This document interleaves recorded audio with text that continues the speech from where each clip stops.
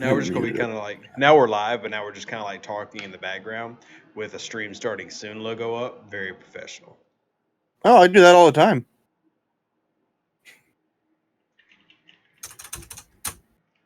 It happens.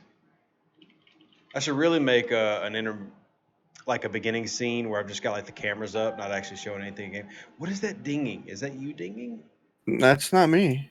What Not is this time. what is dinging? What in the heck? Why isn't it It's pull your stream up? no, but I keep hearing a ding. Like I'm gonna mute these tabs. I wonder if Facebook. That's what it is. Facebook. On Facebook? Yeah, I guess Facebook has a new notification ding. So let's get that muted. Close that out. I do like your intro, though. Kind of reminds you of Doctor Who-ish. The stream starting soon. Yeah, it reminds you of Doctor Who. Yeah, it's pretty cool. All right, now we just got to share this link out and say, hey, guys, we're live. 1 second, I'll mute myself. My daughter's right here.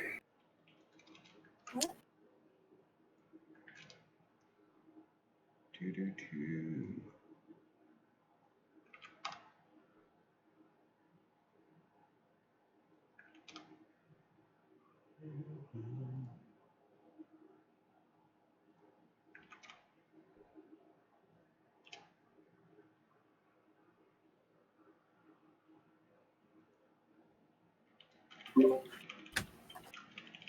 Hey, we actually got people rolling in.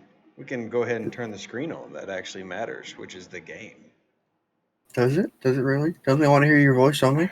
You know, maybe I wonder how long I could go with never actually turning the game on and just putting up. No, just turn your camera off and just do a ASMR style screen without your face. Just your voice. I will say I don't. If I could continue to work on my articulation and not have the so pure of a southern accent when I come out on stream, maybe I could get away with that. But currently, I don't think that's something I can do. Sadly, sadly. But hey, we're live now.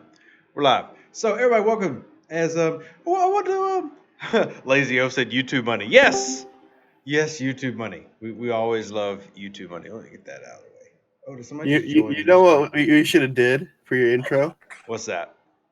It should have been me starting it and then you saying, "Get the heck off my stream! It's mine." You know, we should. What I really want to do, and you know, because Scopely has talked about getting us content creators together, is like when we do meet up, is recording a lot of like funny skits and stuff, so that we could use as intros for. Yeah, Because I thought about doing that and having you like send it to you and then just like being like, "What the?" yeah, exactly. So I actually like that. And by the way, hey, Ryzen, I see you hopping in. How you What's up? doing, friend? Not much. Just me and no one decided we were going to do a. And thank you, Scotty, for the comment. Says you don't sound very southern at all. It's actually something I work on a lot. Is enunciating and articulating in a way that I do not sound like I'm from Louisiana, like I am.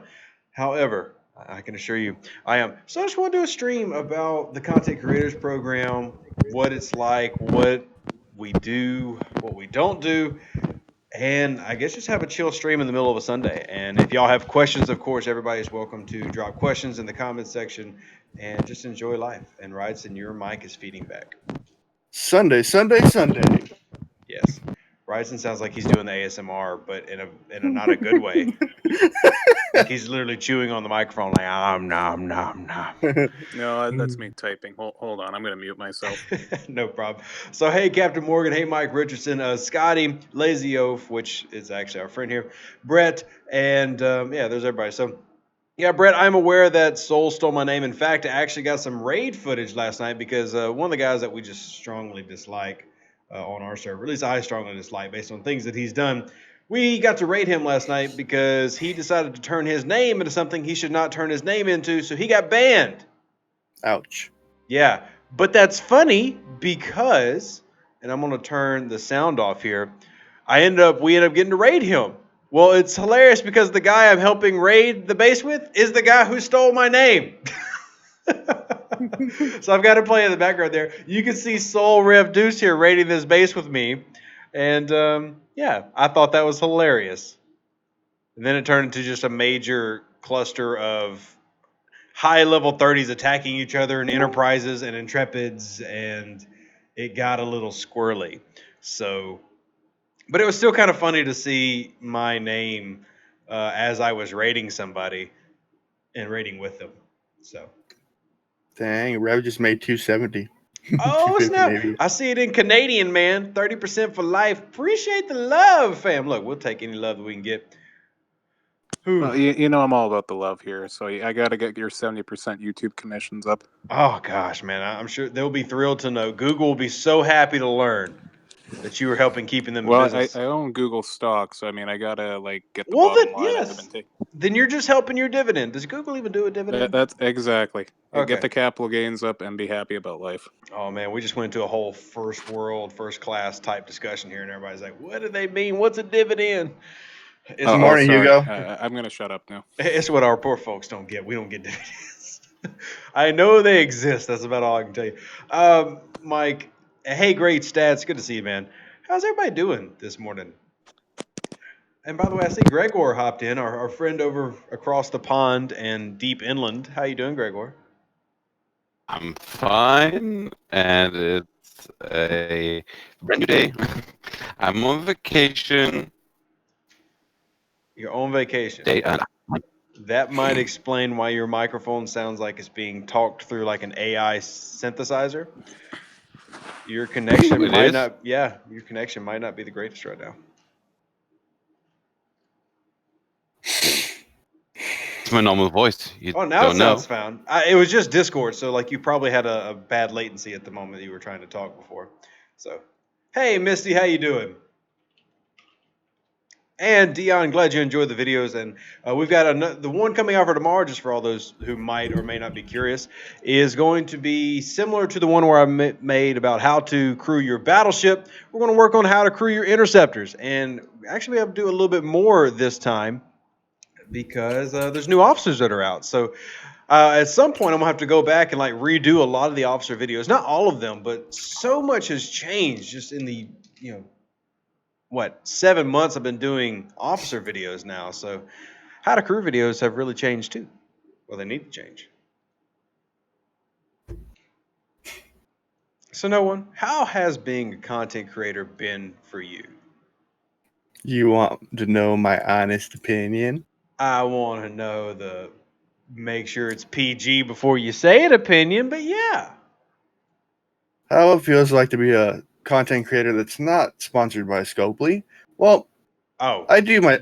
drive the dagger further into my heart. I'm sorry. I'm just saying. Let's say, it's been fine. I enjoy the time I've done it. Mm-hmm. It's helped me mentally because a lot of people know what I go through and what I've went through, and it's really has helped me a lot. My bottom line point is money aspects in this game, where I cannot continue to push myself further into the game because it's requiring too much money, and as we all know, I am a jobless little sap right now. Mm-hmm. But it's been good. It's been trying at times to try to get Scopely's attention for a little help. Yeah, But that's about a bit. I haven't got one thing yet from them. Wishing I did, but I digress. Well, I will say, like, so the last thing, so for those who are maybe curious how it works, typically if you get into the program, and another content creator, which he doesn't like to say names, I got a problem saying names. Sync talked about, how you can ask Scopely for things when you become a content creator and they'll just give it. To a degree, that is true. There are some things that, I've said, what are limits on? There's things that I can't get. Believe it or not, it's not a completely open bank. But there is certainly a pretty high limit on what they are willing to give you, but it's really comes down to the joy of the game. Like I got asked on a comment today on one of my videos, why do I go around raiding? Well, because I don't actually want to use my tokens. To me, that's not fun. Like to just get given the resources and fly through it. So the past, especially the few weeks, I have been raiding to try to get the stuff that I need. My resources rated has climbed to 250 million. Very proud of that, by the way. And I applaud your effort. yeah, so like right now I'm up to 40 million tritanium, or 39.4, and working my way up to be able to do some more upgrades. And at the other day I had to raid 20 something million tritanium to pay for one building, the stupid hangar. which I actually love the ship hanger. It is a bonus that works. It's very easy to track. It's going to take me 4.5 days to upgrade, but it's like 20 million steel to upgrade that bad boy. All I can say is catch up and resources rated. Yeah. Check mine.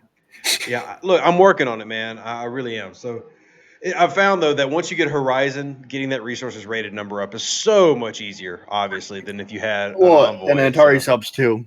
Yeah, I don't even have an Antares and stuff yet. I'm still level 29.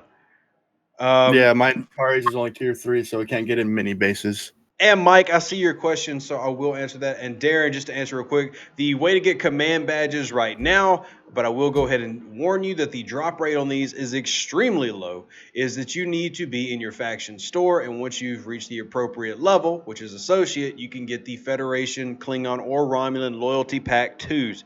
And they have the ability to drop those badges. However, the chance is very really low. low.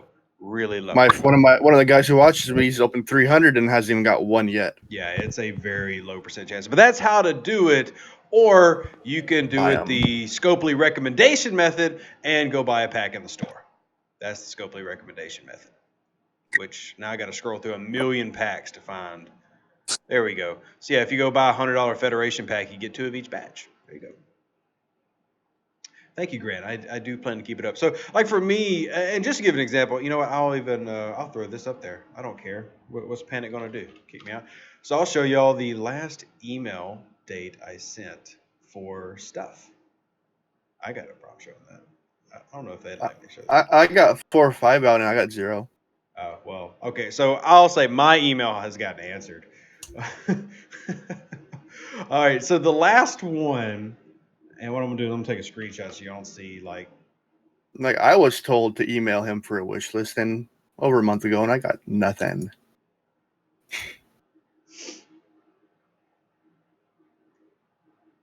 There's things in the game I want to play with.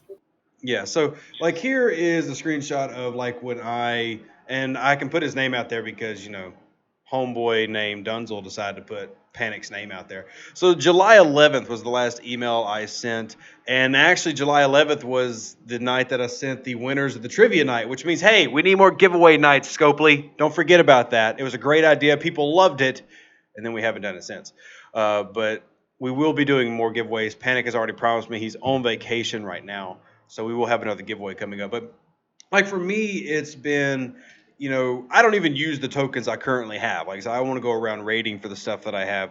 But there are definitely things that I've gotten. And I've talked about this before. Ships, let's see. So the ones I've gotten for free, I've gotten the Franklin, though it came with no frequency modulators, which was why my Franklin is so crap right now. The D3, the Hijacked Legionary, Hijacked Mayflower.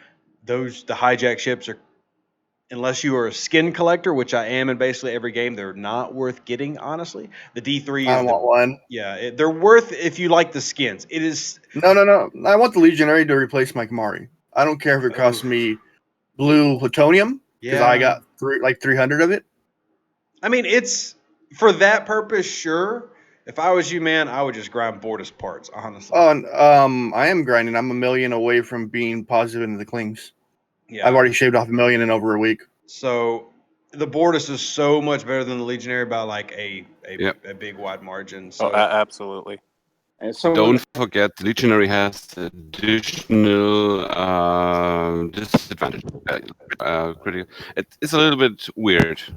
Yeah, and its big gun is not truly a big gun, even though you have to wait 3 rounds for it. It's not that good. So. You know what's interesting though, Rev, is that when I was always like complaining about the Saladin, and now that I got Romulan maxed out, Klingons over 2 million, Federation just went positive, and the Klingon ship though I went kind of crazy and boosted it to tier 7 because I had about 5,000 uncommon ore to use up.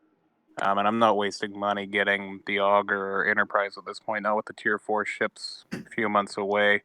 But the interesting thing now, using Yagan or using Yuki or Lennar, whatever his name is, you can boost the Bortus to fire 1 million points a shot against Romulans or Klingons.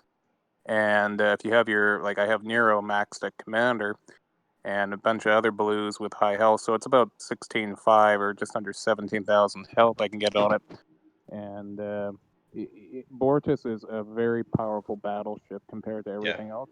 Its health kind of is worse than the Legionary, but the Legionary's weapons, Well, it's the about Legionary's 1.5 to 1. DPS is nowhere near as high, so it's and Yeah, and you can get the armor piercing higher at tier 6 than on a tier 8 Legionary. I mean, the Legionary is good probably up to level 31, but if you want to go to level 39, you're better off aiming for a Bortus. Well, it's the type of weapons too. So like the Bortus is 2 basically kinetics over just 2 beam weapons. the Bortus is basically just a massive Kira.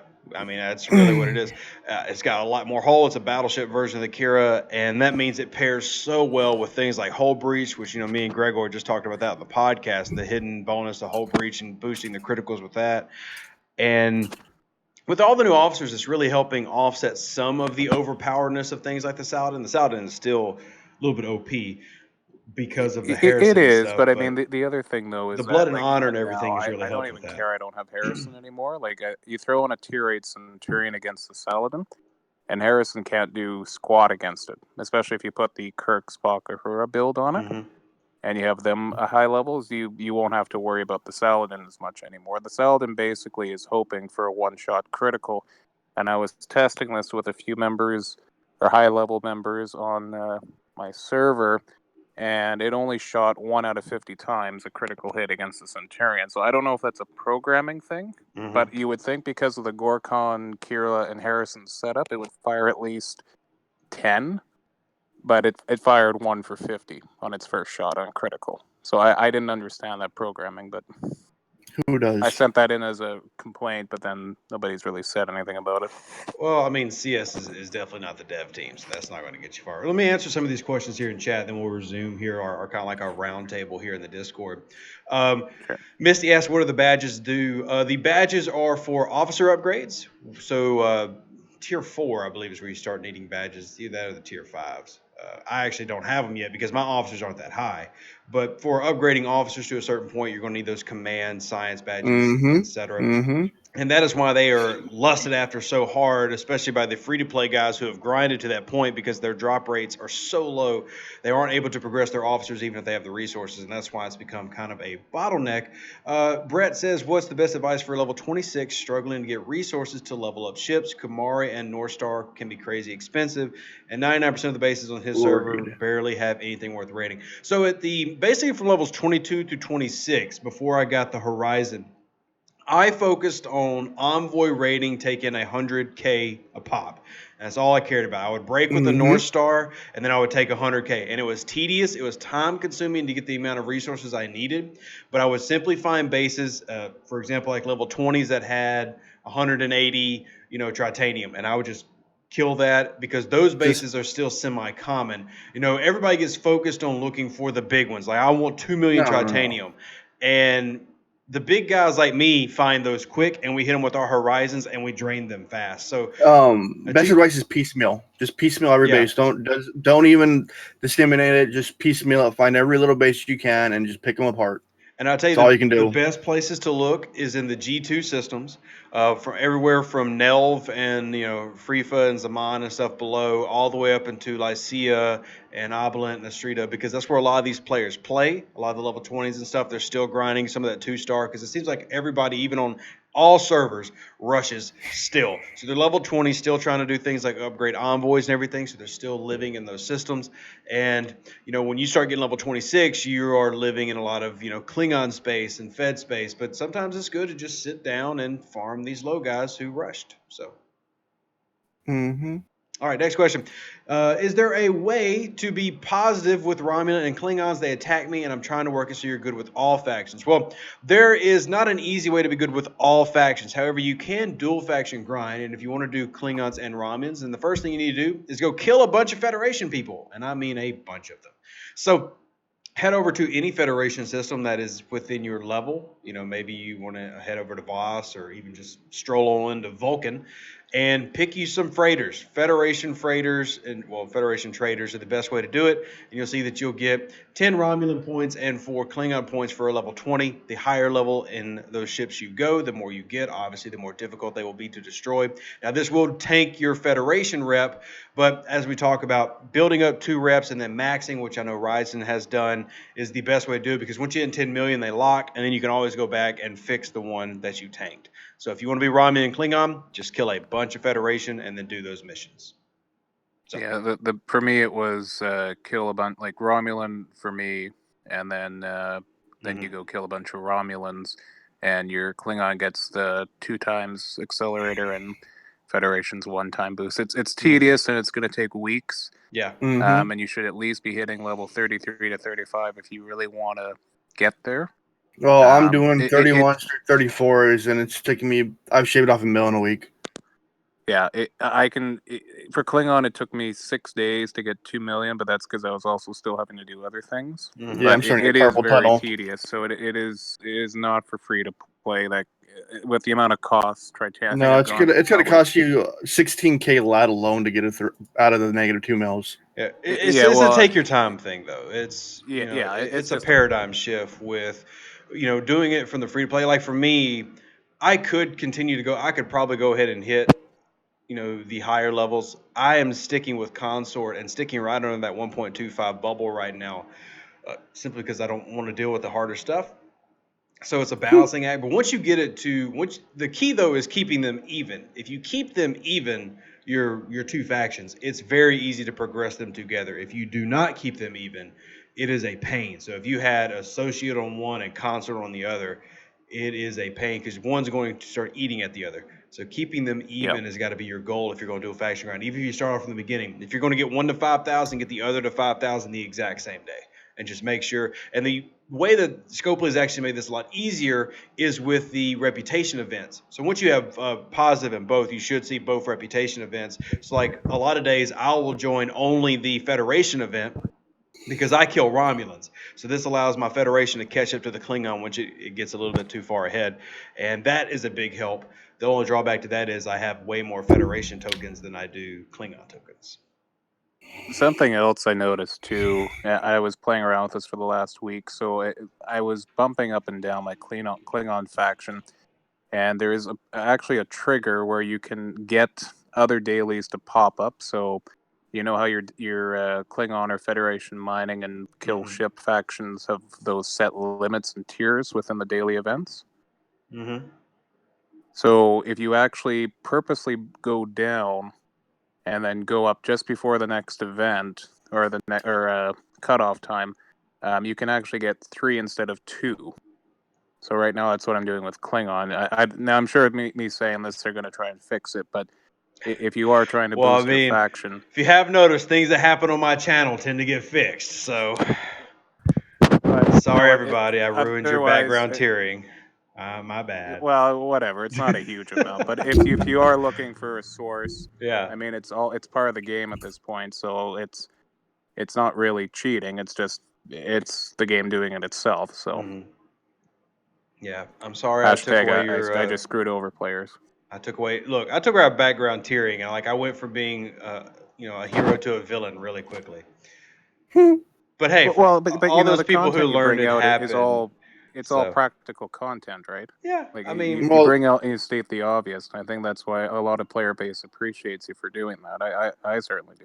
Well, they need to have background tiering, period, or back and helps on those things. I mean, for one, tiering should not affect docks. It should affect your shipyard. No, it should go right back to your shipyard, but they need to add helps onto it too. Yeah, so I mean, if you're tiering, then it should get stuck in your shipyard, and then you can't use the shipyard for anything else, but you should be able to get helps on it. I agree. I think that would be a much better change to the dynamic, because even if you got 4 docks, it never feels like you have enough docks to do anything. If for nothing else, I want something to sit at home and defend my base 24/7. I've got that level 14 that I've been working on just so I can do some more videos for low levels. It should be level 15 probably in the next couple of days. And it is such a struggle for me to have 2 ships. Oh my goodness. It is. I don't know how we ever did it. I don't. I can't. I don't either.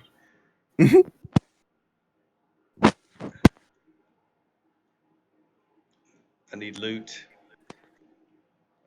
You're broke. Sorry, I'm scrolling for bases in the background while we're doing our chit chat here. Roby says he's having a problem with the Legionary doing PvE events, that he was able to get 18 rounds to kill a level 26 swarm before, and today he needs 28 rounds with the same crew, Yeah, exact same ship. I've dealt with that before with him. We went over some of his stuff, and I don't have an idea what's the next fix because he's running the same crew day after day, and he got better scores, and the next day that same crew is doing worse. I don't know if RNG doesn't like him or something got gimped along the way. Do you remember like his critical proc rate or anything? Or no, that's not where I get into it. That's where you would get into it. Oh, okay. Well, I'll tell you what. Because me and Greg are obsessed with looking at logs. If you happen to have logs of when it took you 18 rounds, send us that, and then send us logs of it taking you 28 rounds, and then we can compare and try to see if there's any type of difference. I know Gregor is on vacation, but I'm pretty sure this is Gregor's vacation, is for him to look at battle logs.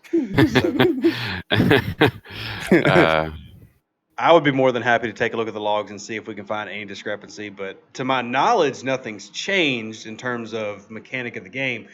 To be fair, I haven't done a swarm daily in probably 4 days. So I'm doing it this week. You know what? I found that after the new research came out in Galaxy for Swarm, I know some of it's broken. Yeah. But with the Cadet Uhura, Kirk, and Talon setup before Galaxy Research, I was killing about 64 to 66 level 32 swarms in a shot, and now it's down to 53 to 58. So I don't know what happened there. I don't know. Since it came out, I've been able to kill more actually with Uhura, Moreau, and Talon. Yeah. Or Chin. Yeah, I wish I had taken screenshots of the original. There's no synergy besides. I'm not talking about for synergy. I'm talking about. I would say I'm not using it at all. Okay, Talon. Yeah, I was trying to remember which one's kinetic because it's still early in the morning for me and I'm blanking out. Yeah, Talon's kinetic. Yeah. So anyway, I don't know that I've heard conflicting. Like some people telling me things have got worse, some people telling me it got better. That's kind of been hard for me, and I guess I need to spend a little bit more time on it this week, maybe Wednesday when I have some off time, and try to see how it works for me. But well, all I know works with those research based on your Franklin's only your damage output, nothing else. There's no significant increase with the other three. It doesn't help you. Yeah, no, because it's 7 and 10 and 8 and 10 for mine, and I haven't seen any change in that. Besides the percentage of your damage increase, that's it. Yeah, and even then, I don't think the damage increase is calculating properly. No, because it's maybe my kills every time I do one gives me up by 1. That's it. Yeah. All right, so we got the age-old question of how do we tell what server you're on? I want to show you guys the easy way to do it as soon as I can kill 2 ships. So there's a couple ways. If you're playing on your phone, simply turn your phone on to airplane mode, and it should throw an error. Top right of your screen should give you that error screen, and it'll give you a number. What I'm going to do is I'm going to destroy 2 little baby ships real quick, or at least make them remember your HUD is in a way. We won't see the server you're on. I will turn it off. Don't worry, Gregor. I'll turn the header off. The swarm. I just heard. I cannot confirm anything. That the swarm jammer just does the exact opposite. Should reduce the dodge of the swarms. But apparently, and this is the reason because you need more shots for them, and you can have. Yeah, my friend, you are breaking up. We got no idea what you're saying, man. No. Read David Tripp's thing about getting rated. Okay, I will in just a second. So anyway, I have taken down the header and everything because y'all can't see without it. So you're going to take 1 ship, tell it to repair, and then try to repair a 2nd ship. Bam! You get a ship error screen. Very top right, you're going to see this little link, https://live, and then a number. That number is your server number. So for me, it's 020 for server 20. It might be 146 for you. It might be 18. But whatever. It's this very faint text way up here in the top right. Just throw you a Rialta and a Fortunate out there, get them damaged, try to repair them, and that way you too can know what server you're on. All right, let's swap these back out.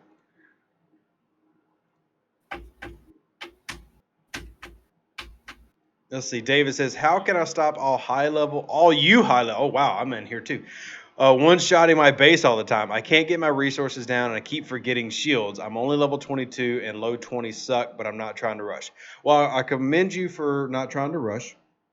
I will say, shield or share. That's like the number one lesson in this game. You don't get a shield up, you're going to share with somebody. However, in terms of keeping guys like me away, this is one of the reasons I made that PvP banding video earlier this morning. Because honestly, for level 22, there is not a way for you to stop me. I'm going to get you.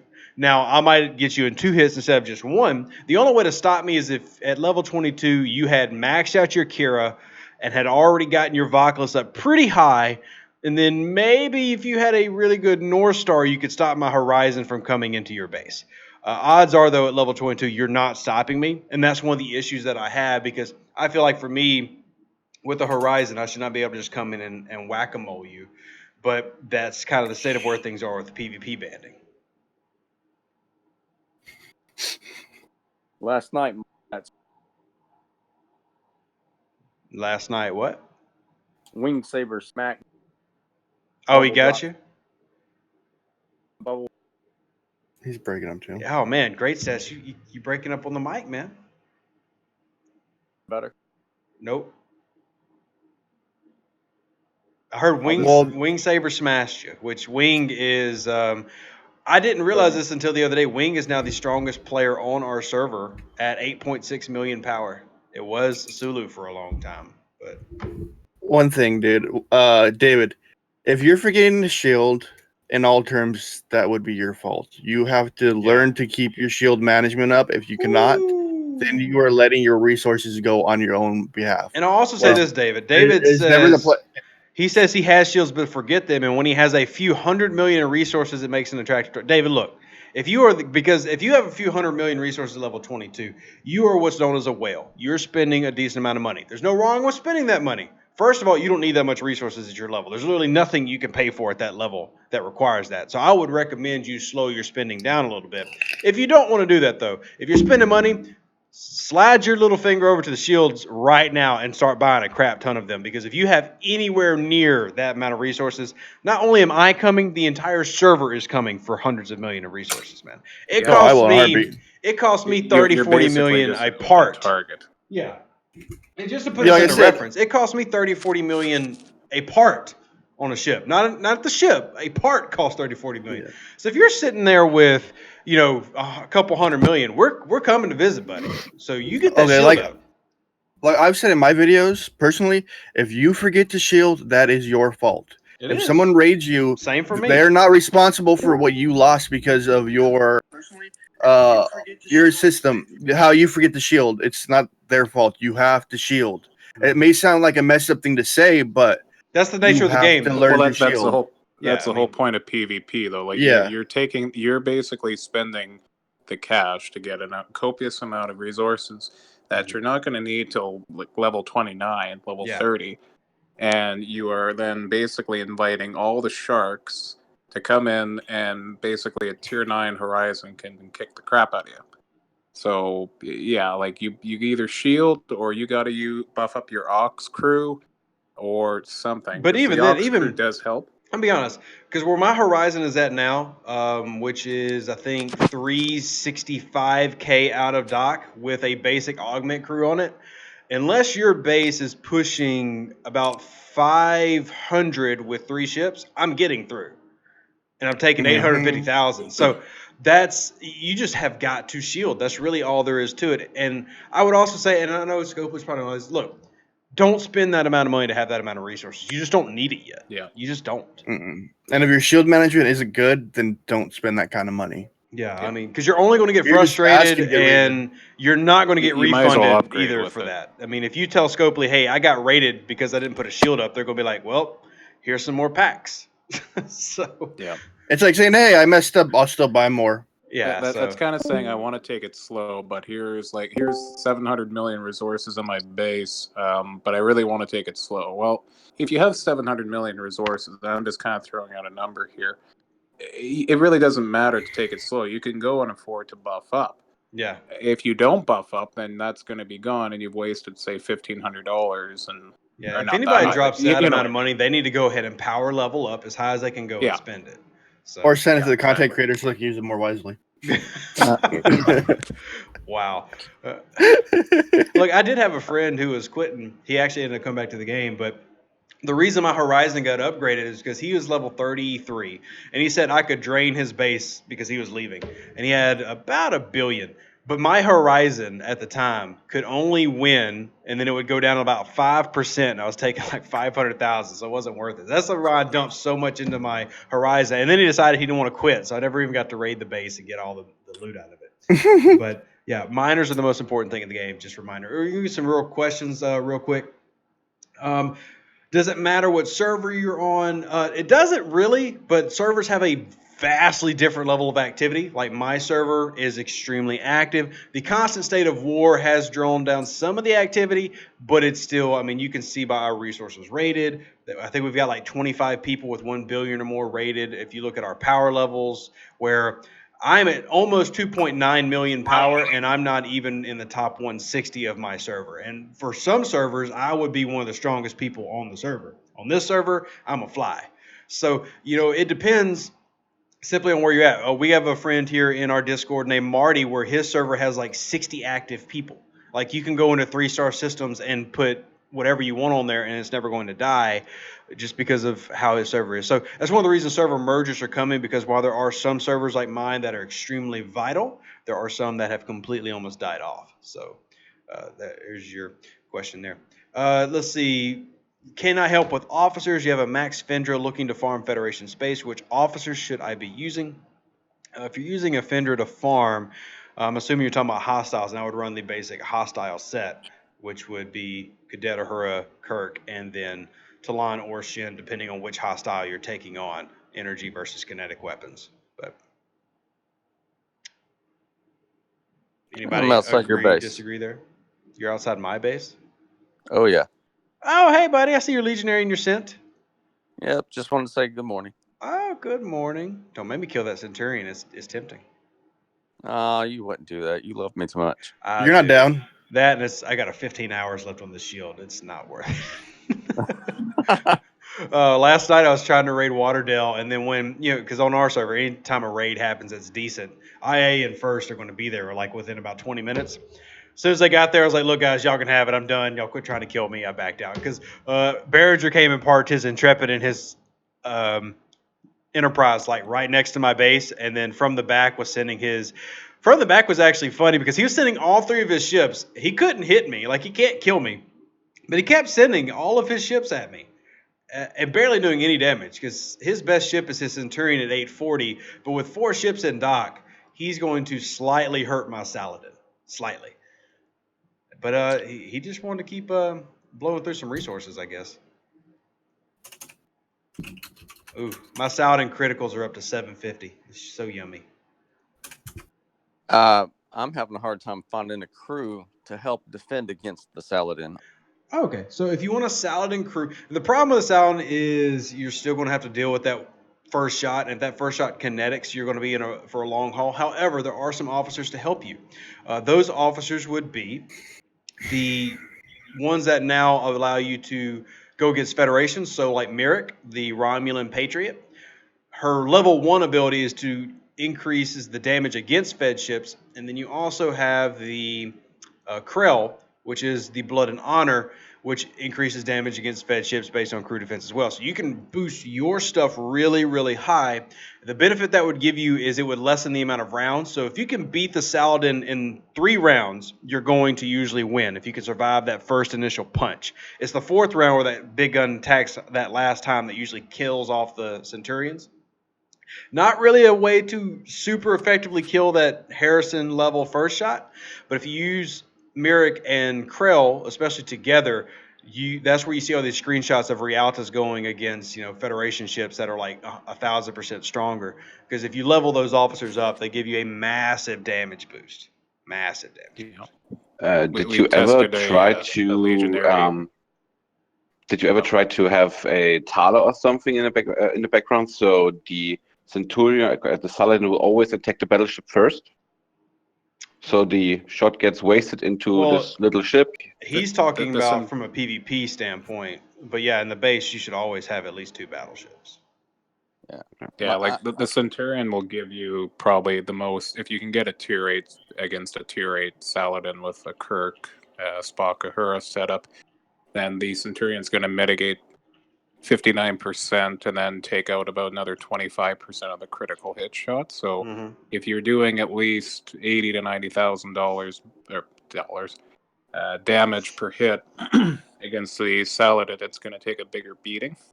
But against like a tier 5 or tier 6 Saladin against a tier 5 or tier 6 Centurion, the Saladin's probably going to win. Yeah, because you don't see those major buff ups until tier 6, tier 7 on the Centurion. Yeah, and that's why the key is really trying to boost the sense attack as much as you can to lessen the rounds. Because one thing the Saladin still does suffer from is the same thing that every other interceptor has. It doesn't have a lot of hull health. So if you can knock that hull health down quickly, you don't have to worry about that big gun eviscerating you. But especially if you manage to run to somebody with a Harrison that's going to take off, 60% of your shield immediately, and then you get hit with a 750 to 1 million critical, because I can put a 750 critical down now without Harrison. So putting that down with the shield being negated, it's really tough to survive. But you'll see that, like, even compared to my D3 is 100,000 weaker in terms of battle strength, but only has like 20,000 less hull health. Interceptors don't have a ton, whereas like my Bortus, which is almost 2 full tiers lower than my Saladin, has got like 60,000 more hull health in it. So, yeah. Well, any ideas of what to do with my Legionary? Enjoy it. That looks really, really sexy. Yes. Yeah. Oh, so that's sexy. pretty much it. I would stop with the Legionary. Like I can tell you with my tier 8 Legionary, okay. So here's an example. If I want tier 7, but have the ability to go to tier 8, tier 8 weapon on the Legionary costs 48 on or rare gas. 98 rare gas. No, God, I can't speak today. 98 rare ore. 44 rare gas, and I get a 102 point buff up on my shield piercing. Well, very minimal damage increase. I would suggest a slight officer change for you, my friend. I've got your screen pulled up here. So I don't know if you're watching the actual YouTube video. If you'll notice, I actually have more hull health than you. So you're running Kirk, Uhura, and Sulu. I'm running Kirk, Spock, and Scotty. Scotty gives you a pretty significant boost to overall hull health. And for a battleship, that's about the best thing that you can provide. Uhura's only giving you an accuracy bonus, which isn't helping you much as a battleship because accuracy is an explorer tactic. Now, it helps a little bit, but probably not as much as hull health is. If you can increase one thing on every ship, hull health has to be like the primary focus. I need to increase that because that's your survivability. So even though I've got 3,000 less shield, you are 50,000 battle strength stronger, but our stats in terms of overall hull and shield strength are very, very similar. And I might actually win this battle because I'm using a shield regen and a hull buff crew versus a slightly nice, boost in terms of accuracy. 50% boost in accuracy, and then an increase in weapons damage when morale activates. Be interested to see who wins that fight. If you want to attack me and see, you can. But you'll see I actually have more hull health than you do. Could you switch Scotty with Livus, please? I want to see how much more hull. We can do that, but Livus is on my other ship. Well, don't complain and just do it. Listen to who you go. I know. It's just, he's been saying that. I've got 4 docks, man. I got to spread out my officers, and I'm also. This is really annoying for me. I call it OCD, whatever. I like having all my Federation officers on this ship, all my Romulan officers on this ship. It's so annoying. Then your OCD would hate me then. Oh, gosh. And it helps with the synergy, I know. Just I think Levis should do a much better job than Scotty. He probably will. Much. I agree. But, Levis would, but that's still base. HK, go ahead and a great stats if you want to. Go ahead and hit me with your Legionary because I've got mine pulled out. Unless you have a shield up. Hit me with your best shot. But I don't mind hitting the problem I'm having though with the Legionary is when I have my burning crew on it, It jumps up to 571,000, but it doesn't seem to do much. Well, remember, I've told everybody this. Battle strength is a lie. It's all about base stats and background procs. Now, burning actually can work really well. Burning, I don't know if you watched the podcast yet where Gregor talked about that hidden ability of burning, especially the hidden damage behind it, can be very useful for prolonged battles, especially fighting for like bosses and everything. The Legionary and really most tier 1 faction ships are basically little matchboxes. So they don't last long enough usually to get the best advantage out of there. Now, maybe if you mix that burning crew with Livis, like our boy Gregor here wants you to put Livis on your ship, that might give you enough survivability for burning to take more of an effect. But don't worry about battle strength, because I can take out a Centurion at 800,000 and my Saladin is 600,000. It's all about crew loadout. So Now I can recall my ships and put Levis on there and come back and hit you and see what the difference is. Hey man, I've got plenty of resources. You want to hit me and test out battle logs? Gregor will have just a lovely little fit while we do. Sorry. In the case of player versus player, the Nero is not that effective. Yeah, the 1% would, in your case, would just deal 3,080 damage to the hull, and this 2 times, that's not much. Every other weapon on your Legionary will do much more. So don't trust Nero for the damage. Yeah. Go for the effects with the officer, which don't really work that well. Okay, come on, Greg. It has improved slightly. Come on. Burning is better than it was 6 months ago. It's still not good though. But the Nero's actual captain ability, I don't think is calculating properly to what it represents, though, right, Gregor? It does, but it's based on the what's it called? On your weapon, on your base weapon damage, and that's the problem. Oh, the base level on Legionary, so it only increase it too fast. Yeah, and this base damage don't get any research. That's a problem. Well, a couple of questions I want to grab here, like from Scotty, and this is a good question considering the card that just got given away today. So he just picked up Blue Bones, and he seems like he could be a good addition to certain crews, but not quite sure how to work him yet. For most people, Bones gets thrown below deck, and that's actually what I will be using my Bones for. I don't actually use Bones right now as a top guy. But, since we have Gregor here. He's not that bad. Yeah, he's not bad, but he's not my top guy based on loadouts I have. But Gregor, why don't you go ahead and give the full Bones rundown? Okay, when you use Bones, it is actually pretty useful to have him in your crew because he will improve Spock's performance. He will give you more and more shields with every single round.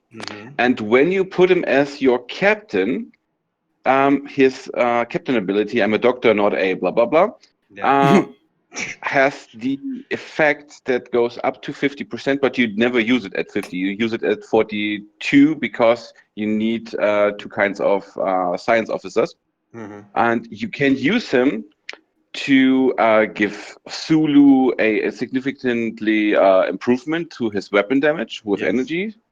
You can use him to get Kirk to proc more often, so it's even more reliable. You can use it to improve Spock's ability even further. So when you have a rank 3 Spock, he has 100% of your defense. So with Scotty, you can go to 142% of your defense. So you have an overall better performance of your officers. And it should technically even improve Decius. Should give a little bit more damage. Running with Decius. He's somebody so just throw this out. I only really use morale right now in battleships because I don't use explorers at all. Bones is definitely a good recommendation for explorers in my opinion because of his ability to continually boost Spock and other officers for that matter. But for me, when it comes to battleships, I go for the pure hull health above the shield regeneration. That's why I run Scotty instead of Bones. One more thing about our Bones. Many people don't have an understanding of his ability. Many people think, hey, I put Bones in there as my captain, and then I improve my Cadet Kirk and my Talon and my in my chan, but this doesn't work that way. Captain McCoy can only improve combat abilities, everything that plops up while you're firing at each other. So you know it from his own ability, for example. It only works when you get hit during battle. Decius effect only pops up when you got hit in battle. Kirk even, the whole Morah thing just pops up during the battle. So it's always actions that occur during it, not a overall buff like Cadet Kirk. So I'm finished. Yep. That's cool. And I also say that from a perspective that a lot of people, especially younger players, don't know yet, or lower level players, the defense and health stats are something to watch for, because he has a nice bonus where some officers are really high in one category. He's actually really high in two categories. His defense and health level up very quickly and very nicely. So if nothing else, he's a very effective below dex officer to have for the health ability and the defense bonus that he has. So. And I showed you the pictures, and it goes around through Facebook and stuff, where somebody put Krell and Mirek on a jellyfish and just had damage from 425,000 something. And if you put it on a bigger ship and you have longer battles, he would like to put on McCoy as captain, because he will improve your defense even further, and Krell and Mirek will go even stronger with every round, with every hit. So, Gregor, I gotta send you the. I've got Yalgan at 500% Romulan damage, and then Yuki's at 175%. So I've tested McCoy with them. Ooh. And the Explorer does really well. The Legionary does well. Bortus does well. The Bortus probably does the best with its attack power against Romulan 37 Explorers. But I'll send you the screenshot. But it's kinetic damage. I think if it's properly calculating, moves from 675% up to around 900 or almost 900%. Yeah. Okay. Or 825 Thank you. or whatever it is. Or 800, yeah, 800. All right. Real quick to jump in. You said put Levis on my Legionary with Kirk and who else? What was it? Spock? Yeah, I would run Spock there. Okay. In a PvP fight, make sure your shields stay up. That's very important. Real quick, shout out, because I'm just seeing it. Sorry for this. David Tripp, thanks for the super chat here, man. Supporting the show, supporting the podcast, and supporting the sexiness that is my 20-year-old hoodie that's falling apart. So maybe we'll buy a new hoodie now. Thank you very much. You have to blend in your hut again. Charles says, dumb question. Any reason that I have not upgraded what's available on my officer screen? Yeah, it's not a dumb question at all, actually. The reason I don't is, and I've talked about this before, so something that you want to do is you wait for events to spend your experience. So, like, I just spent 160,000 experience today, and I stopped to simply max out this event. These officer events come by very, very regularly, so that allows me to continue to get resources and tokens. Even though it slows down my progression on some of my officers, it allows me to get more for my return instead of me just maximizing all of them out right now. So wait for events for ship upgrades and officer upgrades to spend that experience, because then you'll be able to get some more stuff for it. Always watch your events. Events are important. Oh, yeah. Oh, yeah. Stuff, man. Little tricks, man, you learn, because especially like in the low levels, like low 20s and stuff, you need as much resources as you can get. And the fact that events have improved where they actually pay out stuff now, you want to be maximizing on getting this stuff. So, like today, I got 2 more par steel tokens. I don't even need them right now, but I've got them. That's 2 million par steel I didn't have. Exactly. Store that stuff up. Yep, store it up. You will need it later at some time. I've got to do this Threat from Beyond one. Oh, I can get Mara to the next level. Already did it. Finished it while I was talking to you earlier. I still haven't done that. Maybe I'm going to wait for great stats. We'll do some experiments, and then I'll probably go. I'm on my way. I'm 3 minutes out. That's cool. No worry, man. I've still got about an hour and a half, 2 hours before my son wakes up from his nap. So Mara is pretty great. Yeah, I'm having to lock the door to my bedroom. My kids keep coming in. Keep having to pause. Oh man, thank you, Raz. It says 30% because wants to do the lazy PayPal setup. He's too lazy. So Gregor is awesome. He smells like Gouda cheese, and it's all beyond meat burgers. Just kidding. He loves beef. YouTube money. So okay, thank you. Lazy, also making me jealous right now. Yeah, I know. Thank you very much. Appreciate I'll come over to your channel and do it too. No one. So I just Rev's always been there, and he just looks great with that hat. I have to give him money for that. You like the My Hero Academia hat? Better. I still am a little upset about the Rebel Alliance hat, but I can live with it. The Rebel Alliance it's going to sound silly. It's kind of like a brand, if you will. So like my other YouTube channels and stuff, that's kind of like something I always wore and I got started with. I don't wear it much anymore, and I actually do have a Star Trek hat that you'll see probably in a couple of the podcasts. But I'm a Star Wars fan too. Not gonna lie, Star Trek comes first always. But Yeah. If you have noticed, like on my Discord, my main emoji is me wearing that hat, and I've had it for like 2 years now. So. Oh no, I'm just messing with you.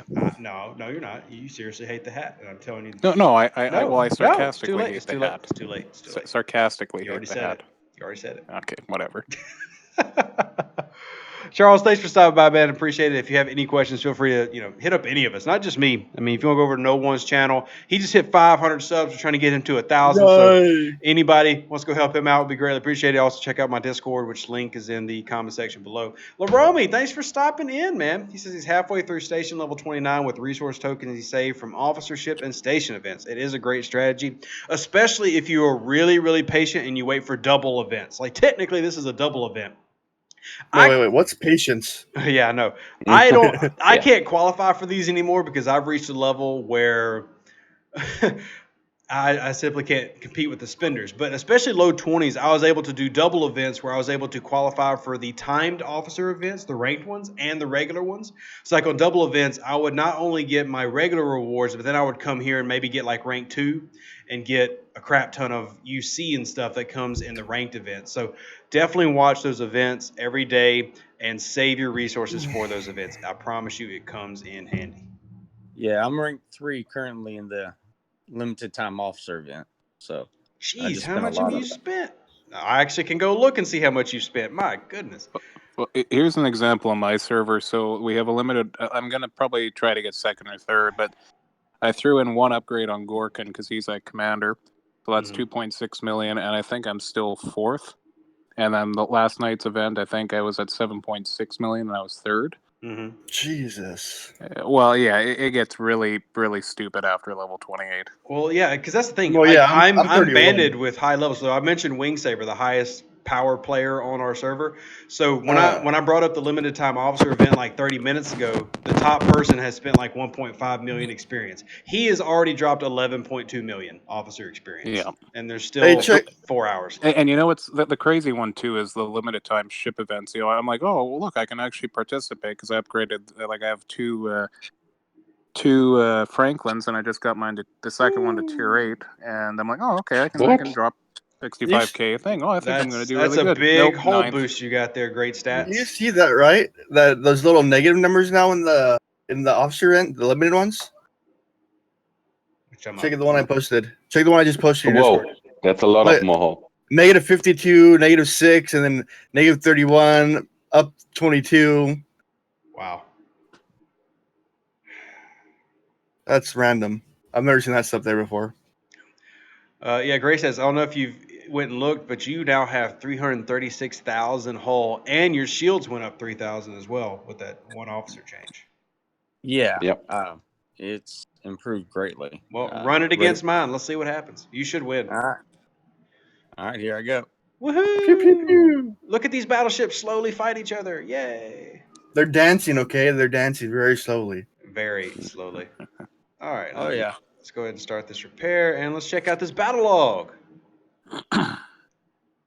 Oh, yeah. See, you survived with about 15% left. So, like I said, I'm pretty sure if you had thrown the other one on, I would have won. So, that not only that got you the win. And let's check out the, let's see, look this real quick.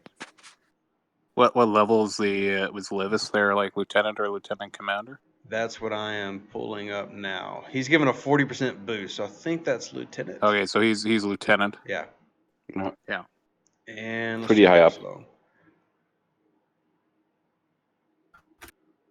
Yep, and we're both doing almost identical damage. So it is only because of that nice boost you got from that to the hull that really helped you out there. Our shields went down the same round. We're basically doing the exact same DPS. Your morale didn't kick in until round 5, though. So mine kicked in immediately. Yours took 5 rounds to kick in, so that kind of sucked. Yeah, a little bit unlucky. Yeah. Story of my life. Doesn't look like either one of our big guns ever hit a critical. That would have changed things up a little bit. Oh yeah, it would. But like I said, the legionary critical rate is lower than it should be, and also the critical critical damage for some reason. And I don't find anything that would distribute it to any other stat. It has more hull than any other ships. It's weird. It's just weird. You know what I think it is? It is. I remember back February, March in the update when they debuffed NPCs, and then they're like, okay, now we're upping the ship's abilities a bit. And then the legionary critical hit, I think the base is like, what, 10.2 or 10.3? But it should be more like 12 or 12.5. Yeah. But you look at it, and then they quietly rebuffed up the ships 1 level, and then it gets unproportionate out after level 37. So I don't know if they just missed a base coding sequence there. I don't know. It shouldn't be that way. Yeah, I mean, especially with other tier 1 faction ships, like the D3 getting a big boost. Like its critical is 17, Legionary is 10.3. That doesn't make any sense. Like, if nothing else, the Legionary should have the same crit proc as the Bortus, which is 12, the base. I don't know why it has such a low rate. I think it has something to do with the base distribution of stats. Like, when you look at it, and Gregor, you might be better math guy than me on this, but I'm the Legionary's hull health, and what you guys were just talking about, is unproportionately high for its level when you compare that to the Gladius, or you compare it to the Burrell or anything. But then you look at how the weighted average for stats is distributed, and then you can kind of see, okay, maybe they took away a base stat sequence from the critical hit to give it more health, or program it a certain way.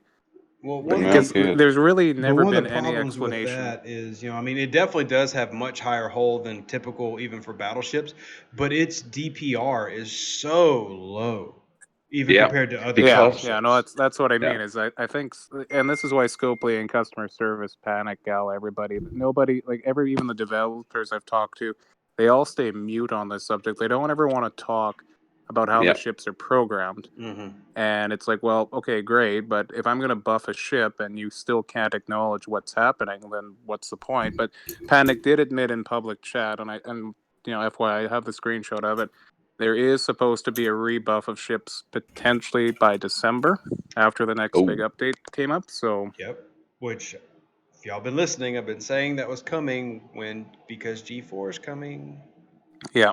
So I think the H series freighter is going to be the first big one, and then they're going to launch the faction ships, because apparently the Excelsior is getting programmed as we speak. Wait! We're not going to see anything till December. That's a long time. Not necessarily. There's other stuff coming out. A major update for the 1-year anniversary. Yeah, and there's also other stuff coming. There's actually a ship coming out that is not ever been in the game before. So when. But yeah, the Federation ships, I think, are programmed like some of the Romulan Explorer. That's supposed to be the upgraded version of the Centurion is already there. I think the Excelsior, like way back in the day, I was getting killed by a combat ship Excelsior, but it looked like an Enterprise. But apparently I think the Excelsior is going to be the T4 battleship for the Federation. But I don't know for certain. The T4 battleship, I think, is the Newton. Well, it's a 2 nacelle one, but then the Excelsior is apparently programmed, or apparently is rumored to be programmed into the game. The Excelsior reminds me of Voyager. You got to remember that they're going to be pushing up above 4 as well. I mean, because the level cap is going to finally hit 50 at some point.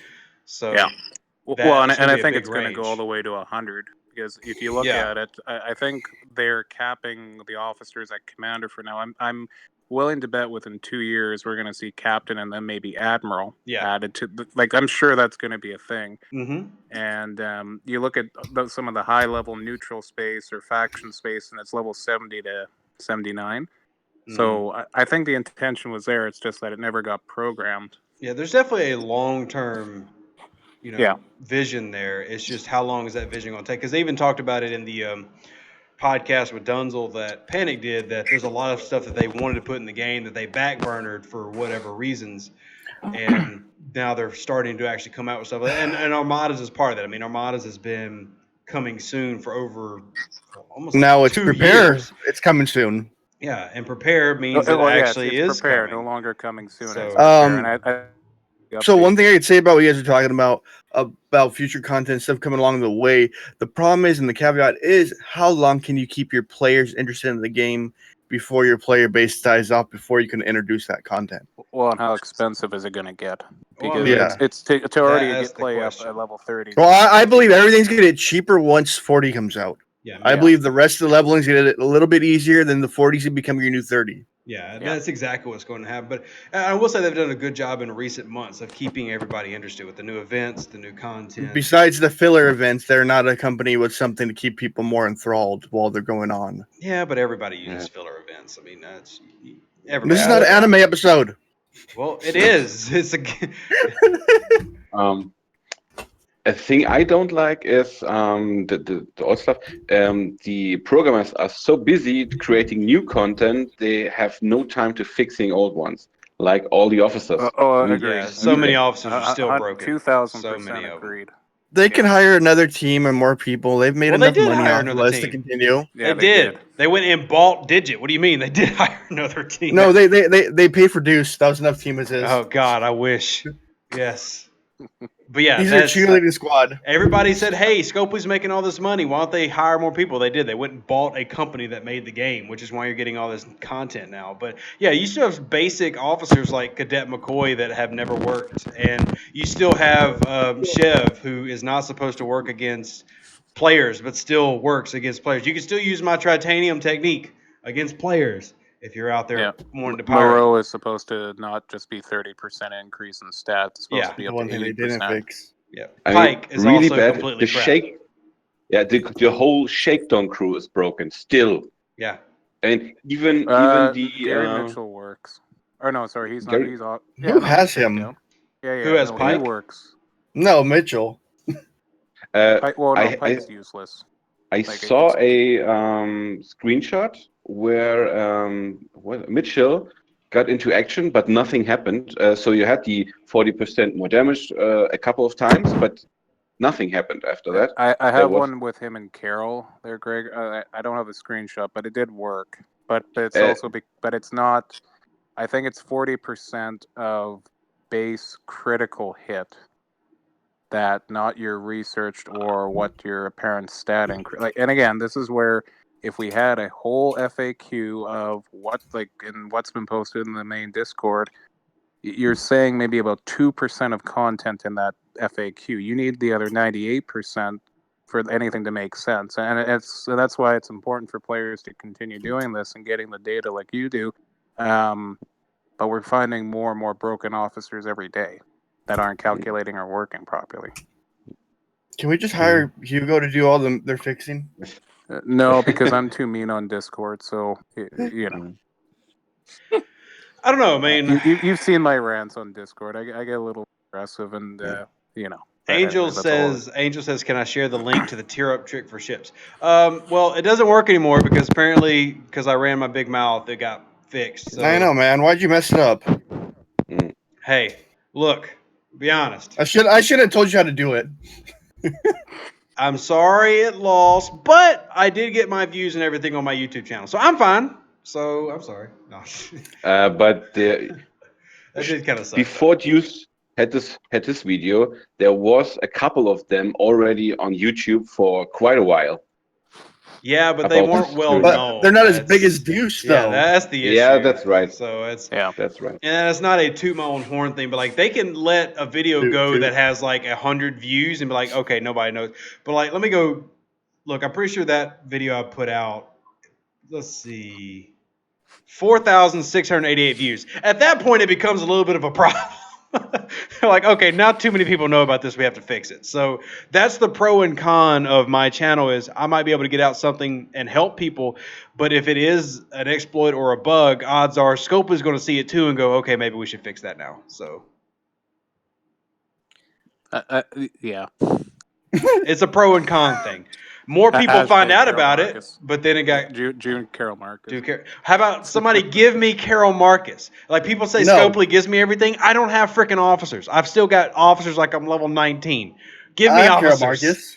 Yeah, I'm happy for you. I'm just talking about the old Carol Marcus, like when they programmed her for PvP and PvE. That was probably the funniest thing I ever heard of.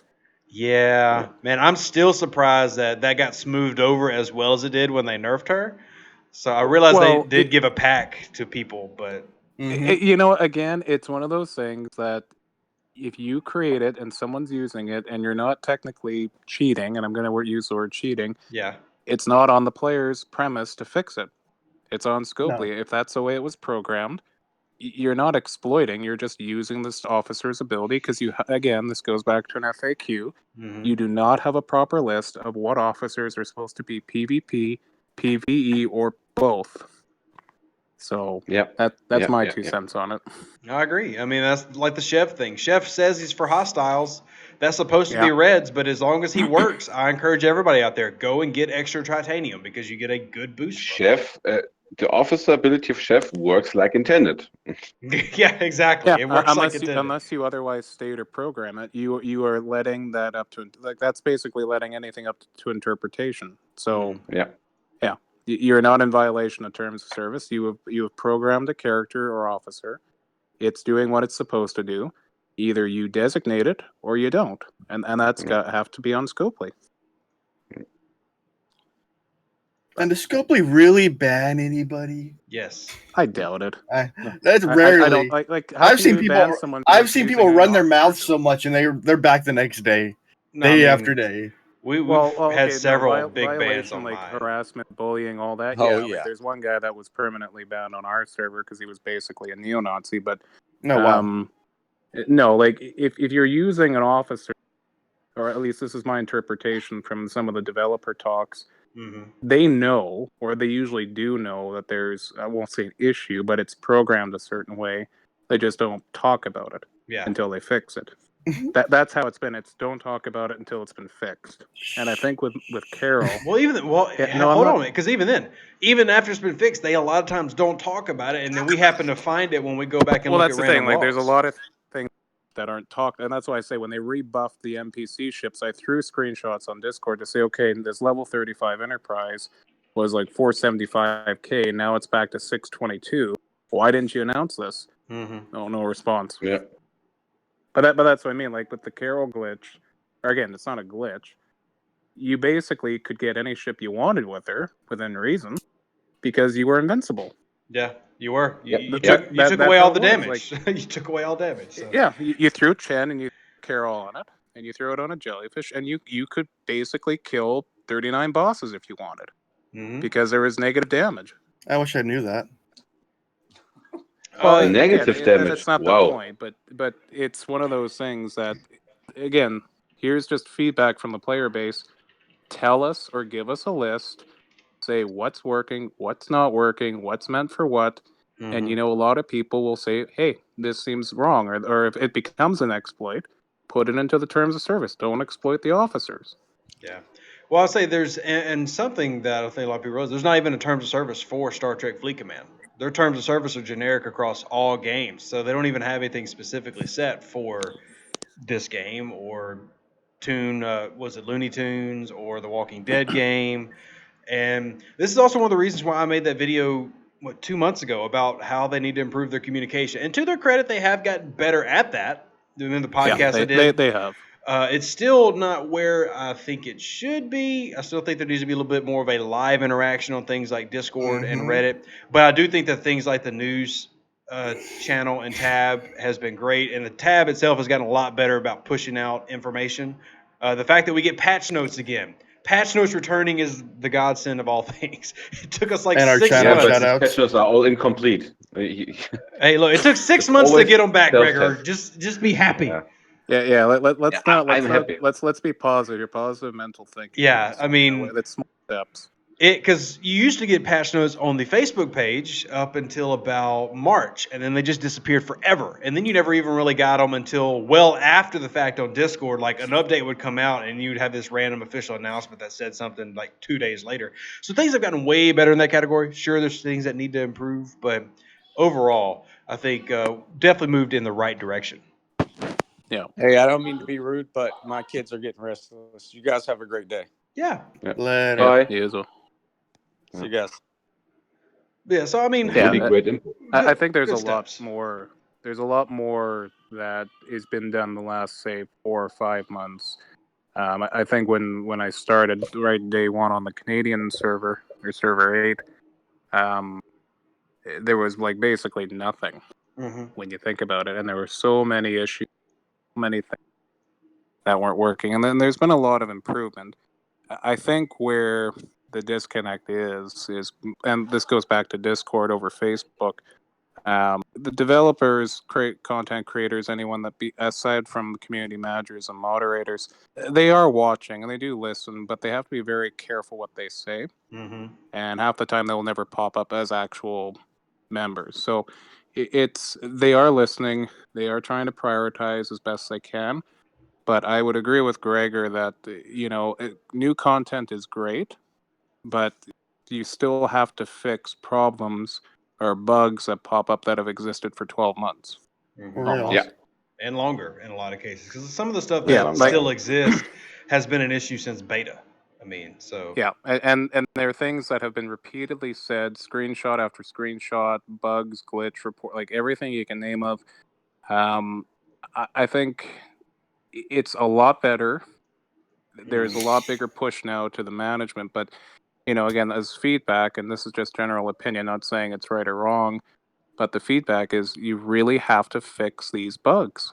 Yeah. And I'll also say, like, just trying to see it from the game perspective and understanding that, they're a company, that gets pushed by a board that says you got to make a certain dollar amount. And so the easiest way to make money in a game is what? Push content. So that's sales. It's a two-edged sword where as a developer, hey, there's this little bug that's there that's annoying, but it doesn't break the game. And I've also got a quota that, we've got to be making this budget. So it keeps getting put on the back burner. And, it's on the list. They've got a big board of, I don't know if y'all saw the video they put out where they'll have a bunch of sticky notes and everything. It's there. It's just, so it's sometimes I'm really asking myself, there are tool tips, for example, that could have easily be fixed by an intern for free, Yeah. Just and Gregor knows about that intern life. He knows about the intern life. Well, you could you could even go to universities or tech colleges, Gregor, with that? Yeah. I mean, and that's the big space between the Isle of Man, UK, Ireland, and then going over to Germany or Switzerland or Sweden. Like, there's so much IT space. Even India. But even India. And they are pretty cheap. But nothing is as cheap as an intern. Nothing's cheaper than free. Yeah. Hey, look, unless they pay you to come work for you, but that doesn't usually happen. Ooh, there's a little bass. Get that one. So I'm looking for basses right in the background. I think one of the biggest things, though, that still I wish we would see more of would be just, if you're going to not allow or not fix a problem in a certain period of time, but again, you still have to work with the sales, the bottom line, what do you get for your net profits. You would hope at least there was a little bit more leeway on other costs of what you're already paying. And I think they've improved with some of the giveaways, but I think the materials is still the biggest issue when you get higher. But I think they're also trying to do a balancing act not to let people exploit that too much. Because like on your server, or one of the servers, I think I saw like a 7 million Saladin, and then the highest I've seen on ours is 1 million. So it's just, you can see where if all servers are created equal now, that could be very easily exploitable by players prepared to spend that money to basically knock out the clientele or player list. So that would also hurt the bottom line. So there's so many different opinions, sides, and factors that I can get it, but 90% of the player base won't understand or be happy about it. But that's really what it boils down to. And you're also going to run into how well is the server merge actually going to flow? Because the one time they did a 2-system merge, it did not go over very well at all. So I mean, how are they going to manage this new one? And I like some of the ideas that Panic and I have talked about for using what the servers that become empty servers, basically making like community and event servers and PvP servers, things that people can join to do short-term events, things like that, which would actually really help the community and make things great. But you also have got to worry about the balancing because, let's say you take a server like my server that is loaded with spenders. I mean, I know there's others out there, and I don't think server 20 is the most spendy server, but we've got 5 people at 7 mil power or more. I think plenty of people well over 3 million. There are a lot of servers that are the same age that the strongest people in that server are 4 million. I mean, so you've got to be able to manage that and not just say, hey, we're going to randomly pick this North American server and this North American server, and bam, y'all are friends now. Because the first thing that's going to happen on basically all these servers is the top alliances from both servers are going to go to war with each other to find out who the top dog is. That's the nature of these games. Or they're going to rebrand and everybody's going to create a new clan where, like, if you're basically 35s and 39s, they're like, okay, screw everybody else, let's just join up and take it over the server, which I think has happened in some, and even in mine that I'm in. It's gotten better, but it's one of those things that the exploit isn't really going to be coming from game parameters. It's going to be coming from the bottom line of purchases. Mm-hmm. But that's, again, how do you balance free to play and play to play? And I think the best model you can look at is probably RuneScape, because RuneScape has existed for 20 plus years and they've made it work. But and I always forget RuneScape is still around. Well, wow. But you look at, like, I was 12, I think 12 or 13 when I started playing that game, and I'm now 32, and it's still around. Yeah, my wife loves RuneScape. That's impressive. Yeah. No, that's what I mean. Like that kind of model with their free to play system, it still had a lot of content, and they did more and more over the years. But you look at it, and some of those servers, I think, were like 600, 700 people, or some were only like 100 or 200. And then, like you say, they have the PvE or PvP or player kill server, even in towns or whatever. That model has really worked well for RuneScape. Mm-hmm. And it's such a loyal fan base. Like it's amazing. Like even you look at their YouTube channel, and they have, I think, a couple million subscribers. So. Yeah, I mean, I think the hope for all of us is that as this game continues to balance out, that one, it'll reach a demographic besides Star Trek people, because I think that's something they got to work better at. I mean, because Star Trek is not a large enough demographic. It's a rich enough demographic. There's plenty of people, Star Trek fans, that are in STEM fields and tons of money. They got to get a little bit better at pulling non-Star Trek fans in, keep everything lively. But I would love this game to push 5-6 years and get a good amount of enjoyable time out of it. We're all hoping, man. I think it's a space and Star Trek game that we've all wanted for 15 years. Yeah. And even when I was a big Star Trek Online person and spending there, but same. There comes a point where it's like, okay, it's almost always the same thing. And in some cases, like, don't get me wrong, Fleet Command is a little repetitive in some areas, but the thrill and I guess the joy of building or doing certain things or exploring the higher systems or just being as crazy as you can get in some cases, it's just got a really nice simple drive for more of a like, it's not turn-based, but it's almost kind of like that feel with some of the older space games, even if you're like playing StarCraft or something like that. But it's neat. Yeah. And a lot of players have wanted that for years, and we never had a game coming out from Paramount or CBS, and now we do with CBS license. So yeah, best Star Trek game ever.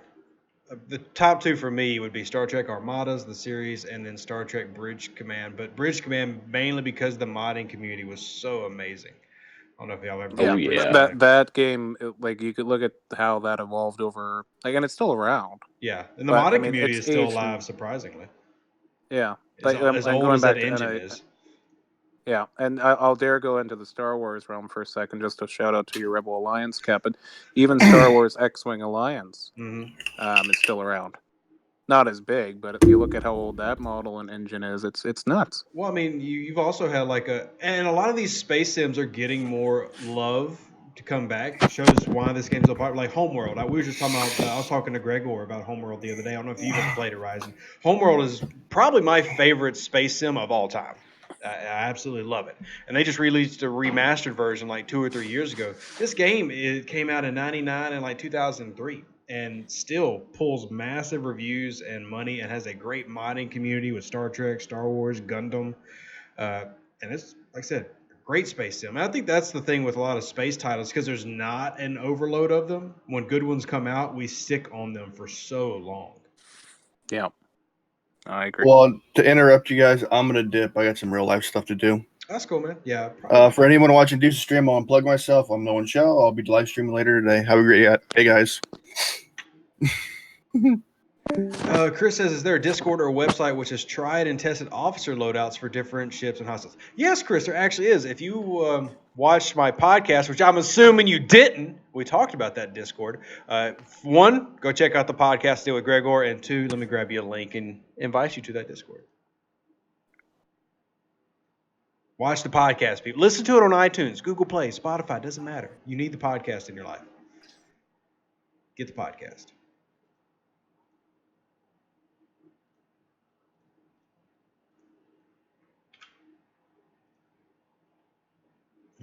Yeah, to answer your question there, I never played Homeworld. I was more of a Diablo 2 and RuneScape, massive. Well, if you like RTS games, I can tell you, if you go over to Steam and you buy Homeworld Remastered, I'll be extremely surprised if you don't enjoy the hell out of it. Extremely surprised. No, I know. I've seen video. Yeah, like I know I would, but I don't think my wife would appreciate me diving in more hours that I already do in this game. So there you go. Tell your wife that you're going to make a YouTube channel and make money off of it, and she'll be like, okay. No, you know me. I'm the capital gains and dividends guy, man. About the YouTube money. Fair enough. I mean, YouTube money is small change for you, so. Yeah. But we all got to make it some way, so it's cool. If I was not living in Louisiana, if I wasn't living in Louisiana, I wouldn't be doing this because it doesn't pay enough. But because I live in like the poorest state in the union, this works out fine. It's all good. Louisiana. I mean, it's money on the side. I think a shout out to your channel too is that it's grown. I think it's doubled in 2.5 months or 3 months. Somewhere around that. You know, I've had a lot of real life stuff come up that kind of slowed the video output, but I'm almost at 3,100 subscribers. I mean, by far now the largest FTFC page. You know, so, but that's also because I actually had a business plan when I launched this thing, and I actually had a schedule and uniformity, and it takes work, but you know, anybody else is more than welcome to join there's plenty of views for everybody. I think just going back and touching back on the game parameters, and the like everybody more interested now. I think, and I know you've talked a little bit about this about Discovery and the new Star Trek shows, and I'm still hoping Star Trek Picard is as good as the trailer made me think it's going to be. Oh yeah. I'm still not the biggest fan of them using the Borg again, but I'm like, okay, if you're going to go the route that the Fed. Yeah, I mean, it was still your number one villain in 15 years. I mean, yeah, so I can understand, but I know I'm looking forward to it because one thing I've loved about Discovery and about Picard is, and I know we love the philosophical drive and the humanitarianism of Gene Roddenberry's vision. I like a little bit darker of a Trek right now, but darker not in a J.J. Abrams dark with a lot of lens flare, like a darker as in the topics that we're actually diving into and stuff with Discovery and Picard. I'm liking the new stories. And apparently Patrick Stewart was very adamant that he would not come back to Star Trek unless it was a legitimately good script. So, yeah, he basically said, "I'm after this, I was done." There's actually a special featurette on. There were some old YouTube videos where he said, there actually was a plan for another movie after Nemesis, and then a closure to Picard's story. And I think, the rumors have been that some of that might have made it in to the new series rather than like kind of how Phase 2 went into the motion picture in that aspect. But I know Patrick Stewart is a phenomenal actor, and I think he's gonna do a really good job. Discovery, this first season I was a little, being a hardcore Trek fan, I really love DS9 more than Next Generation. Just because that kind of got into the, like, not dark elements, but like the darker side of what the Federation could do. Yeah. Which I liked, because it was more realistic. And I think season 2 of Discovery, even though they were kind of going back and forth on the plot a little bit, and I think the plot was supposed to go a different way halfway through the season, then they kind of reversed it and changed it around a bit. But I loved Pike. Like Anton was probably like just phenomenal guy to play Pike. And I really want a Pike series. Yeah, everyone wants this. Yeah, but this is what I mean from going back to my statement, is that the game, I think, is going to promote, or at least help CBS, and now that Viacom and CBS are back together, I think All Access is going to get a little bit of a boost with the Picard series. We know Disney right now is going haywire with its program, and I'm really looking forward to Star Wars The Mandalorian. Yeah, and I think Picard is going to be the niche that kind of accelerates Discovery writers to really push Discovery to a new level. Yeah. The only thing I'm a little bothered with is, like, you throw Discovery into the future, apparently. Now what do you do? And do you tie in Picard to that series? Like, do you try to do some like kind of like how Days of Future Past rebooted the X-Men series and kind of saved it, in my opinion? I don't know. This is going to be rough because technically you're looking at a third multiverse with Discovery from the Prime, which is what Picard is going to be set in. So I'm not sure even how you would overlap that unless you're doing not only a future but then a mirror future crossover, because there's already like 4 mirror universes we know of in Star Trek. So they keep going back and forth. It's getting a little cloudy. Discovery's supposed to be timeline, but just a reimagined imaging, and that's why Patrick Stewart said, "I don't want Star Trek Picard basically to look like Discovery, because now you've made TOS basically." You have to be realistic to that. 50 years ago, we did not have all the animation, CG, everything we had, but it was fun. Like, it was just simple comedic 1960s mentality, Summer of Love, or before. Star Trek series. That's what it was catered to, because that's the audience. And what people forget is that these companies in the media industry are going to cater to the current audience.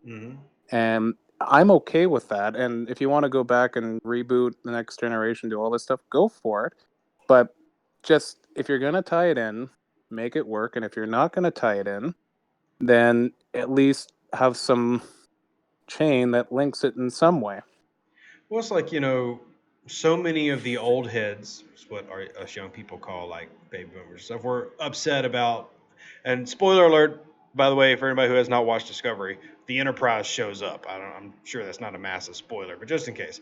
Some people were so upset with how the Enterprise looked in Discovery. I'm like, no, this is probably what it would look like if they had the ability to run CGI and everything like this in the 60s and 70s. It's, I love the new Enterprise. Me too. It was basically it was what I think in not so much JJ verse, but this is what it should have been like, because that is more sticking to the overall hull design.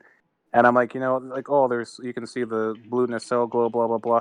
Well, you saw that in Enterprise.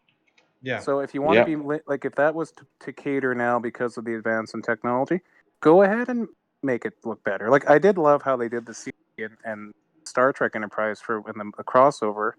Spoiler alert, the Mirror Defiant Darkly shows up. Yeah. Well, see, and here's a little note for Alex, because Alex in the comments says Pike was captain on the Enterprise and Discovery, so it's a little bit random, but that's actually not random.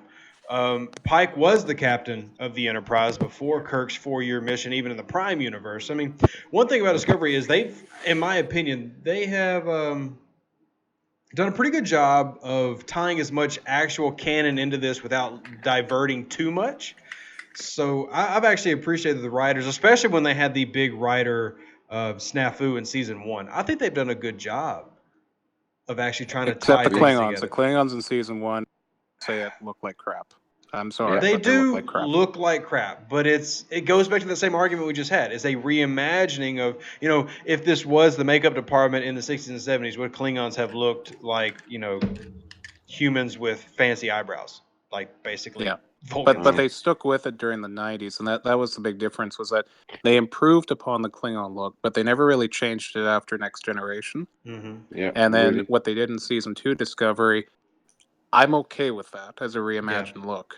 Just bald-headed Klingons was stupid, in my opinion. But anyway, that's just personal opinion. Yeah, and I definitely get that. And like I said, that was also, and I think with basically any show launching in season 1, there's always rough patches. I mean, I actually am one of the few people who enjoys Star Trek Enterprise, but it didn't really hit a nice writing curve until about halfway through season 1, and then season 4. Writing was really nice. Season 2 and season 3, I don't do the Xindi arc at all. I'm not a fan of it. But it's you got to stop abusing time travel arcs like that. do. That I think has been one of the biggest downfalls for the franchise, is that you can do futuristic time travel stuff, but stop abusing the heck out of time travel. You've already got do Doctor Who for that.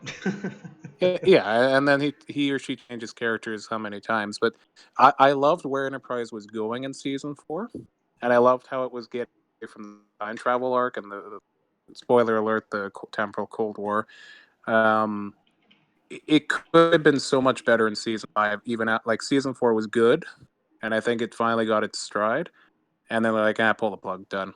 Mm-hmm.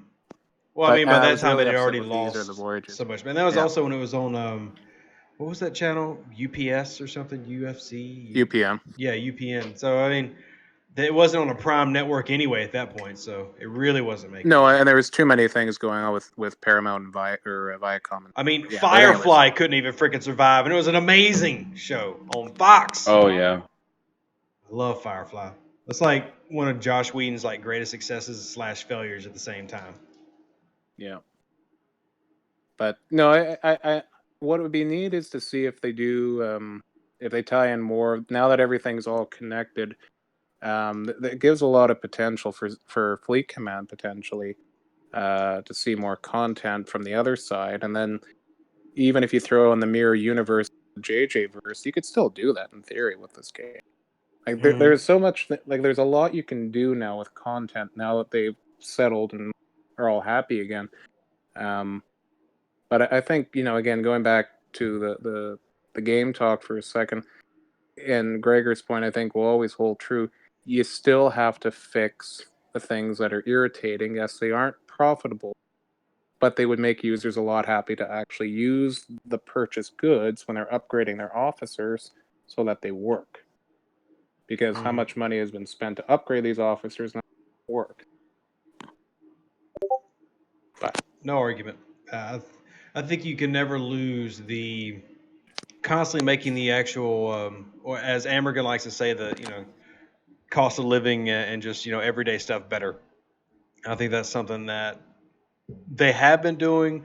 I just wish that they were more vocal about some of the things they do change, because they've actually made background officer fixes and changes. They just don't say anything. I wish they would do it all of them, like just go ahead and fix all the officers. But I think a lot of it's communication. And Carol's a good example of a fix that they didn't really like. I remember blowing up on Panic a bit, and sorry, Panic, FYI, I still love you. But I just said, like Carol Marcus, like I just said straight out to everybody, and I think a few people were on the server when I saw this, and I just said, the auxiliary crew really is just crap. Yeah. They are just meant for base defense. Your peace shields basically negate any use for them. And aside Mitchell's ability, which you say Gregor isn't working, I think it might work, but it's not working the way it's supposed to. It might work in the defense role. It doesn't work in the offense role. I think it's working on a base defense, and then on ship it's not. But Carol's ability or captain ability was originally 40% less damage when defending the station. Then they quietly changed it to player base or PvE, but then it wasn't supposed to go to PvE. So when you're playing around with the base programming, and then all of a sudden going back to the exploit, which wasn't really an exploit because, again, you don't have an FAQ describing officer abilities. Mm-hmm. You send out Carol on a jellyfish, and you buff her up, and then you throw Chen on there, and all of a sudden you have an invincible ship. Like you can't be touched if you're attacked. Boss attacks you, or a combat ship. So, again, if you're going to do these things, tell the player base and make sure it's clear, because the funny thing was I even went on Discord and I'm not trying to steal the show or say anything here, fine. but I even said, like, okay, you're making us, if you remember the event about spending uncommon materials to get uncommon, which was probably the dumbest ratio, I think it was like 7 to 1 for me anyway. So if I spent the first tier was 1, the second was 1, then the third was 4 or 5 or the third one I think was 15 to 1 for me. Yeah. But they did actually listen and do the change where it was like, okay, if you spend 1 rare or gas, you get 1 point. And I'm like, well, that's stupid. You know, like, how often do you get it? And then all of a sudden, the next event, okay, now it's 50. I'm like, okay. So I even said, like, change it to 50 or 75 or 100 or whatever, or change the base pay to 20. But, like, why would you create an event that, okay, maybe if you're upgrading, you get a little kickback, and I can understand that, but you're marketing it to just spend it? That doesn't make any sense if I have to spend 15 to 1. Mm-hmm. Mm. Especially when it costs 15 to 1 just to do, like, when you get 33 plus. So, and going back to that example from the other user saying, well, I've got, like, all this stuff, how do I not get attacked? Well, don't spend until you get to that point, or spend it. Because if you're going to want to get at least that incentive or kickback from the Scopely event, go right ahead. It's still not a great event. It does give you a little bit of incentive, but the incentive portion really isn't that great. But yes, it is still a kickback. So yes, thank you, Scopely. But why would I want to go spend 15 to 1 when I can hoard it or stockpile? So it's I think there still has to be, like, outside of what's been directly sent as feedback or even coming off your channel here, dudes, it's more needs to be really thought about rather than just pushing an event out. And there are some that they do really good, but I think for every good event they have, it's maybe 4 or 5 that aren't great. Yeah, I can see that ratio. That would make sense. But they've gotten better. I'll give them that. The event and rewards, especially after the big update in May, that was a game changer. And with the missions, that really helped a lot. But again, it's test and learn. So I'm going to do, we had a good stream, but it's gone about an hour and a half, and I have got to get my son up from a nap here pretty soon. So I'm going to go ahead and wrap up this stream. Should have a video coming out tomorrow, but everybody is more than welcome, of course, to join the Discord channel, which should be in the link of this video. And also, just a reminder, if anybody wants to help support the channel, the show, help it grow, make it better, and hopefully eventually I'd like to hire somebody to help edit some videos so I can put out more stuff. There is a PayPal and a Venmo that you can donate to, and even a Patreon if you want to go that crazy. Or you can do like our friend here does and Super Chat and give 30% to YouTube, which, hey, as long as we get a cut, who cares? Everything's appreciated. Nothing's required. Y'all are amazing. I'll catch you on the next video and the next live stream, and y'all come hang out in the Discord. Thanks for having us, man. Have a good one.